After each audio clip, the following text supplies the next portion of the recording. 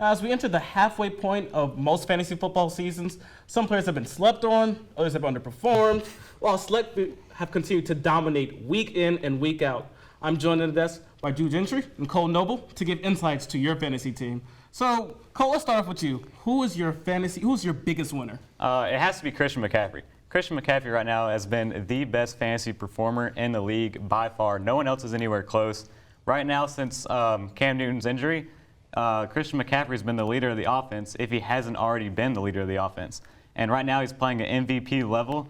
And last week against Jacksonville, he was on the field for missed 14 out of 342 plays, and has been absolutely phenomenal in all the plays he's been in. And he has been the definition of an all-purpose back so far. Absolutely agree. Christian McCaffrey, he's the carrier of the offense. He doesn't really put any pressure on Kyle Allen at the quarterback position. 105 rushes, over 500 yards. You're seeing numbers he's never put up before because they had the ability to get him the ball. And Greg Olsen, he's taken a minute role this season because Christian McCaffrey has become the check down guy in the receiving game. He's already got 31 receptions, which we're going to talk about in a little bit. That's so many points in a PPR league that if you want to get any production, that's a point each time. That's 31 points. He's had a couple of games where he's already broke 40 points on the season, and he's only been held under single digits one time this season. I'm pretty sure he got hurt about halfway through that game, and that's when they played the Bucs, and he really just didn't have any offensive momentum that game either side for the Panthers.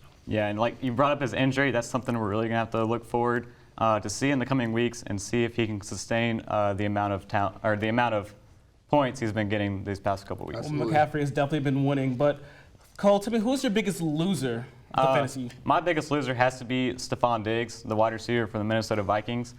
We knew he was going to be behind Adam Thielen on the depth chart, but according to ESPN, they had him drafted as a 37th ranked player, and he only has 8.7 points per game. That is not what you want to see drafting a player that high in the draft. I think that's like about third round, maybe fourth in some leagues.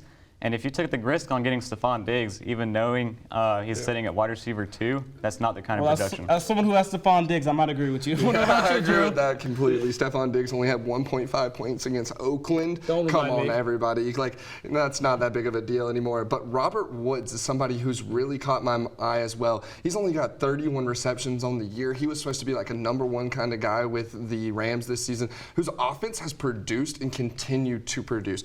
Against when the Rams played the Bucs, they put up 55 points. He's only got one touchdown on the season, or no touchdowns on the season, sorry.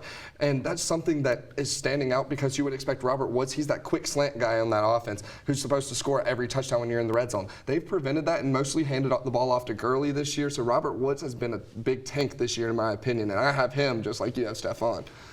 Well, the way I see things with Robert Woods is he's averaging 14.6 points per game in PPR. Compared to Stephon Diggs is 8.7, and most leagues on ESPN had Stephon Diggs drafted above Robert Woods, so I have to go with Stephon Diggs. Yeah.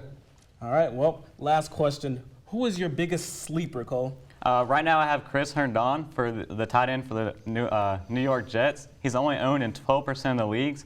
Last year he was a tight end 1 playing with Sam Darnold. Sam Darnold's coming back this week. Chris Herndon might miss this week, but that gives Sam Darnold another week under his belt coming back from his illness. So I think he's going to be ready to go when he comes back, maybe next week with Sam Darnold. See, that's the thing that really sticks out to me is he hasn't played yet, so I can't put him on my board because, trust me, Manny will attest to this, I like to draft the guys that are injured and suspended. I don't have any players on my bench that are actually active this week. I seriously do not. So as much as I like that he's a sleeper, I'm not going to put him on my roster. I'm going to put Gardner Minshew. He's owned right under 50% of the league, and he's dominated week in and week out. Each time he's produced an outing, he has had only over 16.1 points per game. He's averaging over 16 points. He's had a couple 374 yards against the Panthers, 2 TDs. He just continues to produce. The one thing that's really standing out to me is his ball protection. He's not throwing interceptions, he's fumbling the ball, which means Jacksonville's got to do a better job protecting him if they want to continue to be on this progress that they have seen this season. Well, right now we're in week 6 of the season. I don't think I'd want to pick up a quarterback in week 6. Tight end, if I can get a tight end number 1 off the waiver wire, that is a move I'll definitely go for this week. Absolutely. Well, it is week 6, as you say. 11 more to go. Stay tuned for more information on fantasy football and everything else here on 101 Sports.